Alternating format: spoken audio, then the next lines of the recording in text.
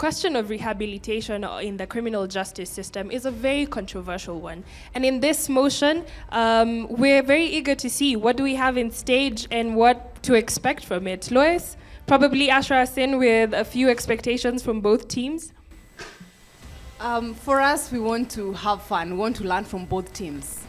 So we're gonna have fun. So in today's motion, we're reading, the criminal justice systems should focus more on rehabilitative programs rather than punitive measures. Proposing the motion is Loreto Limuru girls, and opposing the motion is Nova Pioneer Tatu girls. First speaker, team proposition, kindly take the stage. With the number of criminal cases increasing by the day, we definitely have to find a way of correcting them. Abigail Mwangi, the Loreto High School Limuru, strongly proposing the motion that criminal justice systems should focus more on rehabilitative programs rather than punitive measures. Let me first break it down for you. Criminal justice system consists of the police, the courts, the corrective measures, and they enforce the law. They protect the public by arresting the suspected law breakers and preventing crime. Rehabilitative systems, they bring back offenders as law-abiding members of the community. And the rehabilitation is a set of inventions designed to correct people. Punitive, meant to punish someone or something. On to my first point. Over the years, mental health has become something dominant. Poor mental health cases are increasing by the day, and bringing back traumatized prisoners back into the society only raises the number. The trauma comes from the prison facilities. Many a times we've watched documentaries showing us how the prisoners are exposed to poor facilities, from abuse from the prison wardens and the fellow inmates. There's no way you want to tell me that I'll come back from prison okay, mentally okay. There's no way. This only raises the mental health cases in the community and lowers the economic development of the society. Unlike in rehabilitative programs where I'm taught that this is what I did was wrong, and this is how I reformed from it. This is how I'm supposed to act in the society. This is how the society expects me to act. Back to the point of economic development, more and more people are brought to prisons, a perfect example of a punitive measure. We have reduced economic development as more and more people do not bring development to the country. The number of youth that have involved themselves in criminal activities is increasing by the day. And if we decided to take all of them to the prison facilities, it will take over 111 million Kenyan shillings to maintain the prison. Thank you. First speaker, team opposition, you have 3 minutes. I'm going to begin with you a story, a very common, well-told story, but a story we really all know. A character by the name of Joker. Joker, an individual taken to an asylum, its aim is to rehabilitate, but managed to make the doctor even worse. That's just all fiction. Let's come to reality. Ghana v. Stockport County. Ghana, an individual who committed a charge of rape and was sentenced to 2 years. 2 years, and went under rehabilitation, only to commit the same crime 6 months after being released. My name is Janice Onjiromoy, and I'm here to oppose the motion that criminal justice systems should focus on rehabilitation programs rather than punitive measures. Let's begin by defining some terms. The criminal justice systems. The criminal justice system aims to apprehend, prosecute, defend, sentence, and punish. What is the definition of rehabilitation? This is the aim of teaching one ways to learn under circumstances and to be able to grow. Then we go to punitive measures. What is the definition of punitive measures? This is the inflicting or intending a punishment in the cases such as retribution, incapacitation, and deterrence. I'm going to tell you this today. The fabric of society itself is built on deterrence. So what is deterrence? This is the act of discouraging an action by use of fear. I know, by the sound of it, it just sounds wrong and bad. But in all honesty, let's face the facts. It gets the job done. At the end of the day, when you see a sign on the poster that says, "Don't put a poster here, you'll pay a fine of 80,000 shillings, how many posters on the road? None.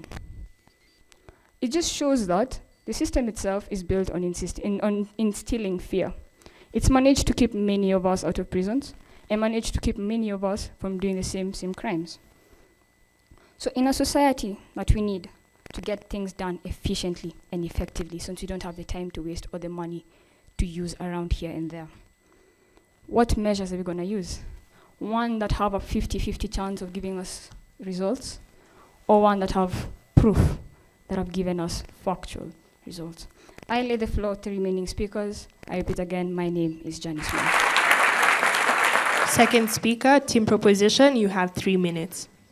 Stacy Kamau from Loreto High School, Limuru, strongly proposing the motion that criminal justice systems should focus more on rehabilitative programs rather than punitive measures. Now, on her point of the rapist who 6 months later did the same thing, this is what we call recidivism, of that if they are let out, they will do the same thing later on.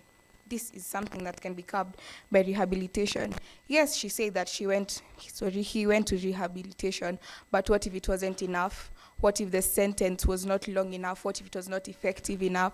This is why in court, there's people who are sentenced to rehabilitation. For example, if you go and plead insanity, they will not send you to prison because you do not know what you did.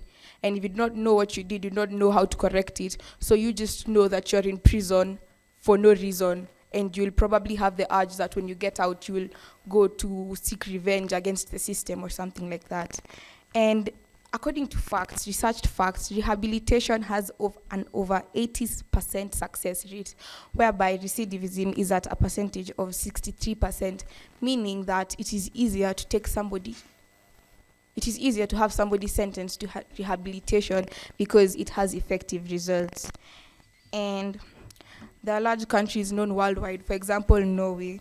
Norway and Switzerland mostly use rehabilitative measures on the criminals in their world, and they have very low crime rates, whereby countries like Venezuela, they have high crime rates and they mostly focus on using punitive measures. Hence, it has been proven through trial that rehabilitation works and it is effective. Thank you.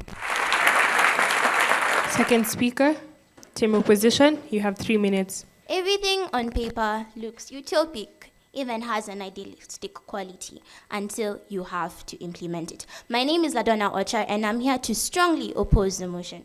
Suicide proposition has told us that rehabilitation has a success rate of 80%. But where is the focus of this success rate? In first world countries such as Norway and Switzerland. These are very different dynamics. You can't compare a first world country with an underdeveloped country such as Venezuela. They face different problems. Number one, the population in Norway and Switzerland is dismal. It has a low population. And they are high income countries. So the crimes, the misdemeanors and felonies that they commit in their countries are already at a lower rate. Venezuela is still an underdeveloped country. They have poverty. They have inadequate resources. So therefore, you cannot put them on the same platform and come here and tell us that they're comparable. They're not. So what we as side opposition try to look at this motion from this angle, that it's a motion of adoption. And it's also a universal motion because no geographical location has been mentioned in the motion, so it is for universal adoption. So motions of adoption, what is the first biggest question to ask? The implementation quality. That is where the problem begins. As I've said, everything looks utopic until you have to actually implement it. So number one, we do know that majority of countries in the globe are placed in between the developing and underdeveloped quartile. So number one, do countries have the capacity to actually implement rehabilitation in the first place? You need infrastructure put in place. If you do not have infrastructure, where are you going? So let me tell you what rehabilitation actually encompasses, because the proposition team has failed to do that. Number one, there's psychoeducational content, cognitive behavior therapy, and treatment methods using behavioral and social learning theories. So what am I coming to? Rehabilitation is expensive. Majority of the world falls under the quota of low-income countries. Rehabilitation requires behavioral specialists, neuroimaging specialists, data interpretation machines, EGGs, and the whole kitchen sink. We do not have those facilities in the first place. So how can we make rehabilitation actually adaptable if we can't actually implement it? And let's take the United States of America. It's a first world country, but majority of its measures used in administering justice, they fall back on punitive measures. So if the US is still using punitive measures, who are we to deny? Rehabilitation is also time consuming. We know that everybody's brain behaves uniquely. So let's say Kamiti Maximum Prison, which has 100,000, which has a capacity of 100,000. They come to each individual and tries to observe, to study, to take the time. How long will that take? It's not possible. So therefore, join side opposition, because we do not have the time, we do not have the resources, and we definitely cannot implement it at this time under the ongoing pressures of other more pressing issues. So team proposition has been asked the question, how can you guarantee the sustainability of rehabilitation if we have insisted that implementation is difficult? Team opposition have been questioned, are the prisons conducive enough for the state of prisoners if we are propagating impunitive measures should be taken? Now, do you believe in second chances? Antoinette Meyer, here to strongly propose the motion. So, I'm first going to start by the question asked, how can you implement rehabilitation as a key factor if the sustainability is under question? So, I believe you could have paraphrased the question better, because when you're talking about this, we see that recidivism only happens when one is taken to a prison without a rehabilitation center and comes out with the same mentality, and in fact more handed to do the same thing. You come out with the same mentality, you go back and commit the crime. Rehabilitation helps the person go and understand what crime they did and how to bring them back as law-abiding members. Now, to our very able opposers, you said we can't compare first world countries with our countries. We are seeing in the motion that it says criminal justice systems, which focuses on all the countries. In US, 1970, they greatly criticized rehabilitation, but they later learned it could help reduce recidivism, which is ongoing. The rehabilitation systems are there. So when you say we can't compare first world countries to third world countries, you should think about it in a sense that if we implement rehabilitation, then we'll be able to reach the level at which they are. Countries like Venezuela use punitive measures. That's why they are where they are. That's why they still have the high crime rates and they still go through poverty, because they implement these measures. They go to punitive measures, they sell things, and how does it actually affect them? It is because they use punitive measures and it takes them back to a point where they can't stop committing crime. They go back, it becomes a habitual state. They can't understand why you're taking them to prison and keeping them in harsh conditions.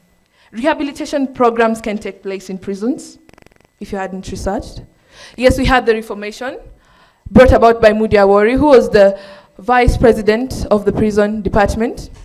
Yes, he proposed that they should be sleeping on well mattresses and watching television in prison. Yes, I do propose that, but it greatly floundered. That's why we have high criminal rates. You see, when we talk about the reformation he brought to our country, we talk about the reformation he stood for and what I stand for. I stand for rehabilitation, and I stand for reformation and restoration. No geographical area has been mentioned in the motion. Really? That is supposed to be what you're supposed to be standing for, is rehabilitation as an inspiring vision on how we ought to deal with the consequences of crime. Thank you. Third speaker, team opposition. You have 3 minutes on stage. Ghana was given the chance to try out the rehabilitation system. This is a hard-end criminal who got the chance to experience rehabilitation. And if you don't understand what rehabilitation actually entails, it entails actually changing the thinking pattern of a person, conjugative behavioral skills, and as well conjugative behavioral patterns. And through the effects of Ghana, the top neuroscience and neuroimaging specialists actually came to the conclusion that actually rehabilitation, the mind of a criminal, is beyond the scope of behavioral science. So to actually and effectively have behavioral science, to actually have rehabilitation taking place is a bit far-fetched at the moment. And we have said again, rehabilitation is tailor-made for each and every specific individual. Similar to how our DNA structures are in our bodies, is similarly how our brain structures function. So if we were to implement rehabilitation, this means that we would have to get a system that works for each and every person across the whole world. And this would actually not be easy for us to do. And we've talked about Norway, you've talked about Norway and Switzerland having low rates of recidivism at the end of the rehabilitation process. First of all, these countries do not implement rehabilitation without using the punitive measures. Norway, for example, have prisoners who do not respond to the rehabilitation systems. And again, at the end of the day, they have to divert to actually using punitive measures. They change them from these prisons, which take part in the mainland, and take them back to prisons that are not in the mainland, and they have to go through a process of punishment to enable them to do this. And then again, it's a first world country. So when you look at how much they'd be able to use into the research on neuroimaging and the neuroscience sector, they have the luxury of doing this. But countries such as Venezuela, Kenya, South Africa, and Tanzania do not have this luxury. This is a luxury. We've already said the mind of a criminal is beyond the scope of behavioral science. For it to be effective now, we have to go back to the basis and get systems that actually work. And this is way far-fetched for countries that are already struggling economically. There are people sleeping hungry and all that. And you've talked about the condition of prisons being not the best at the moment. Yes, we agree this, but the thing that you should also look at that rehabilitation programs would end up taking in the same place. So it's not like we're improving this problem. It's just a problem that will continue. The problem of improving prisons is a whole different debate. I'd like to end it there. Thank you.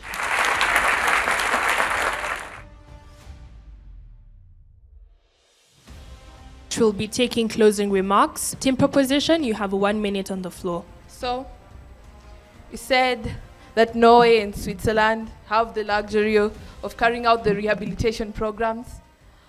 I think what you're focusing on is rehabilitation centers. We're talking about programs. Rehabilitation programs can be taking this person out and telling them, you know what, let's do this. Instead of you using let's say it's a hacker. Instead of you using your skill to hack, use your skills to develop the social media platforms, to develop the country and all those other stuff. Yeah, you can do that. You can also take a person to the market, tell them, you know what, instead of stealing, you do a more professional job, do something else with your life. You can see it doesn't have to be in the rehabilitation centers. So what I'm saying is that changing the mind of a criminal does not go beyond helping. You can help a person. Don't give up on human beings. Rehabilitation programs are an inspiring vision on how we ought to deal with the consequences of crime. And the last is the hope to eliminate the need of punishment altogether. What we can realistically hope for is not the elimination of punishment, but its transformation. Punishment to penance.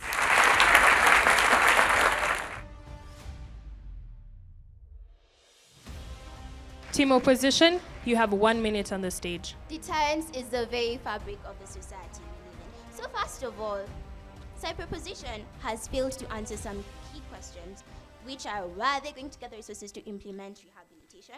Where is it supposed to be located? You can't take a hardened criminal around the market teaching them life skills. That is not possible. That is increasing the levels of insecurity that already exist. And they've talked about recidivism. Did they know that in Norway they still have 40% occurrence of the resurgence of crime? There's still recidivism even with rehabilitation. So us as side opposition have proven that the rehabilitation lacks the implementation quality. Rehabilitation is expensive. Rehabilitation is time-consuming because it has to be tailored to everybody. And rehabilitation cannot be delocalized. This is a universal motion. So this is a universal motion. So it has to have that quality that whereby criminal justice systems in Kenya, in South Africa, in Zambia can implement it, but it takes resources. So come to side opposition and join us in increasing security.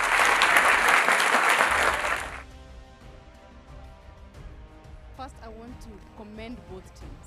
You have you understood the motion very well. I must say that I expected, because I had a lot of concurrence, you agreeing with each other.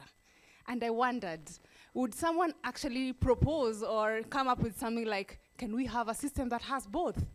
You know, both the punitive and the rehabilitation working together so that actually we make the system more efficacious. I was waiting for that, to be honest. But I must say, you are both very convincing. I want to point out Ladonna. I think it's Ladonna. You were excellent. Your style, your conviction, you know, you understood the motion very well. You gave very concrete examples, so I want to just point that out for you. Thank you.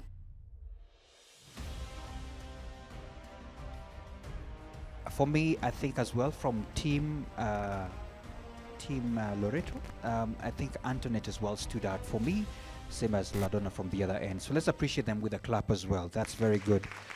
But I must comment on this. There was a lot of penalties given to underutilized time, especially first speakers. You take 2 minutes or so to speak and then you leave us with a whole minute. A whole of these marks that would have been on your end has been penalized because it means you didn't have points to give.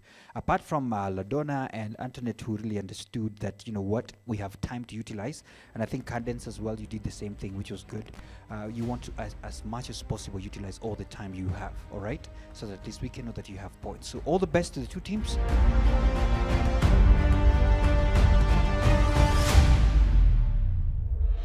And sadly, all good discourse has to come to an end. So I am here with the results.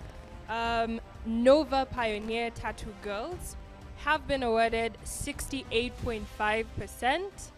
A round of applause, please. And Loreto girls Limuru has been awarded 66.5%. A round of applause for both teams. And the winner for this debate is Nova Pioneer Tatu Girls. And with that, ladies and gentlemen, we have come to the end of this debate. And until next time, here at Debate Circle, stay well.